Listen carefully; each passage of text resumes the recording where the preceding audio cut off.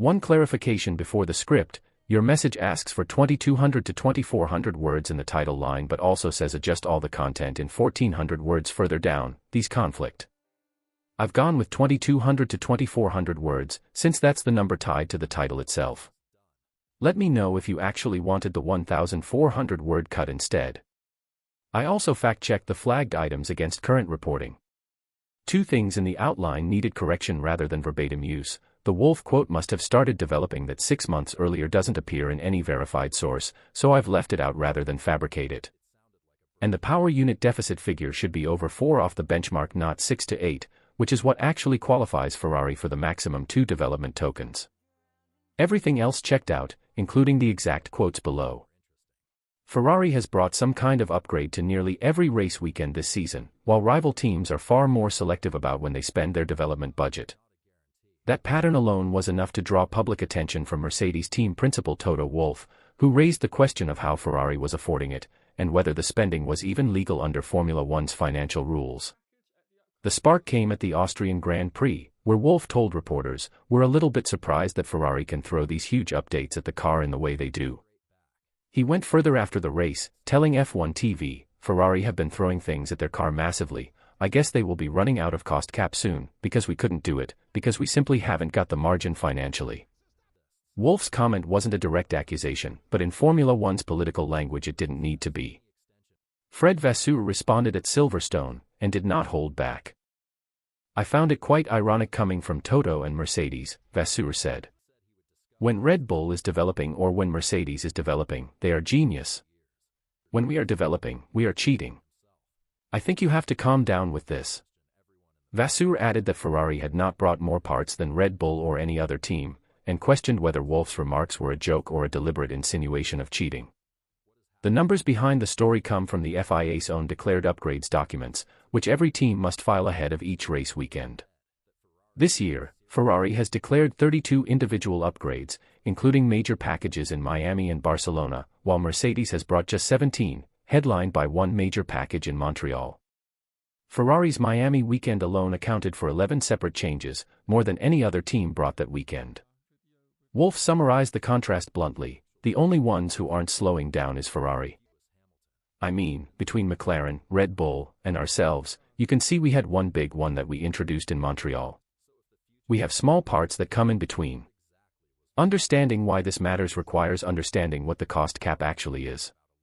The 2026 cap sits at $215 million, up from $135 million, but this isn't extra spending power, it's largely an accounting reclassification, with infrastructure costs like wind tunnels and factories now folded into the cap that previously sat outside it. The cap covers aerodynamic development, mechanical components, performance staff, wind tunnel and CFD work, manufacturing, and crash damage. It excludes driver salaries, the 3 highest paid staff at each team, marketing, legal costs, HR, and travel. There is no separate pool of money set aside specifically for upgrades. Every new floor, wing, or suspension component competes for space in the same overall budget. To understand what's actually at stake if a team crosses that line, there is direct precedent. Red Bull's 2021 cost cap breach, which resulted in a $7 million fine and, more significantly, a 10 cut to their wind tunnel testing allocation the following year. The breach itself was small. Red Bull exceeded the $145 million cap that year by roughly 0.37 once an unclaimed tax credit was factored in, and the FIA explicitly stated there was no evidence of bad faith. But the wind tunnel penalty still mattered, since testing time is allocated on a sliding scale where the championship-leading team already receives the least. That history is why Wolff's comment carries real weight if it turns out to be true, even as a minor breach. Rather than framing this as a simple case of a rule breaker and a victim, the more useful comparison is between two development philosophies. Mercedes' fewer bigger swings approach carries more risk if a package underdelivers, while Ferrari's smaller frequent updates approach is cheaper to validate, generates faster data, and contains losses to a single part rather than an entire package. Every part a team designs goes through an internal cost versus gain calculation. An expensive new floor might be projected to gain 1/10 of a second, while 3 cheaper winglet tweaks might each gain 0.04 of a second for a fraction of the cost. Both McLaren and Williams have brought front wing updates this season that failed to deliver the gains their simulations predicted, an expensive correlation miss that illustrates exactly the kind of risk Mercedes' approach carries. Ferrari may not be spending more money at all, just spending it more efficiently. Part of that efficiency traces back to a technical reorganization inside Maranello. Loic Serra, who joined Ferrari as chassis technical director after a long career at Mercedes, restructured the department around treating the car as one connected system rather than chasing isolated part wins. Under Serra, decision-making was centralized, with department heads across chassis project engineering, vehicle performance, aerodynamics, track engineering, and chassis operations reporting directly through a single structure to team principal Fred Vasseur. One specific technical example illustrates the shift: controlled flexing in the front upper wishbone to help tire camber recovery.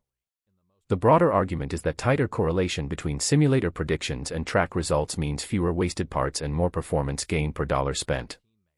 The engine story follows a similar logic. Ferrari's power unit was measured by FIA technical inspectors as more than 4 off the benchmark set by Red Bull's engine, which under the sport's new additional development and upgrade opportunity system qualifies a manufacturer for the maximum of 2 in-season development tokens. That confirmation came through FIA communications following the Miami and Monaco races, well before Ferrari's first engine upgrade appeared at the Austrian Grand Prix. The timeline suggests the update was the product of long lead times on engine and carbon fiber components, not a sudden late-season spending decision. Zooming out, this isn't only a Ferrari story. Mercedes has held the stronger qualifying car for most of the season, winning 7 of the first 9 races, yet Ferrari has clawed back race day pace, with Hamilton winning in Barcelona and Leclerc winning at Silverstone against faster qualifying Mercedes cars. Leclerc's Silverstone victory was his 9th career win and first at that circuit, and he described the result afterward: "It feels incredible, to win after the last few weekends that have been particularly difficult is incredible." Other paddock voices support the wider development war framing too.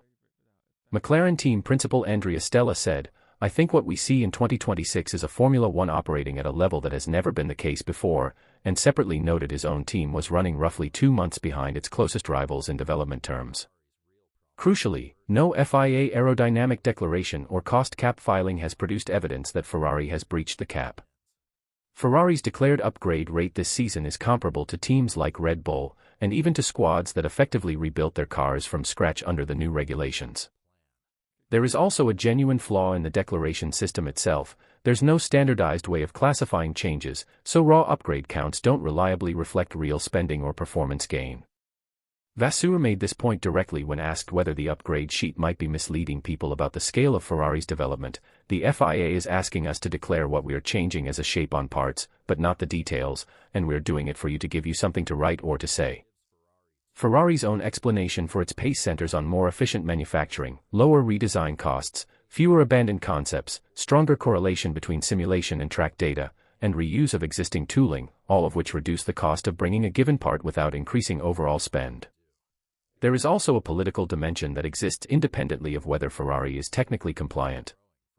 Even if Ferrari is completely clean, Wolff's comments still function as a competitive tool, inviting FIA scrutiny, media pressure, and forcing Ferrari to spend time defending itself instead of developing the car. This kind of public pressure campaign is a familiar tactic in Formula One's paddock politics, regardless of whether the team making the claim genuinely believes it. What the story ultimately comes down to is development rate rather than money. If Ferrari sustains its current pace through the remaining races, the championship picture could shift meaningfully in its favor.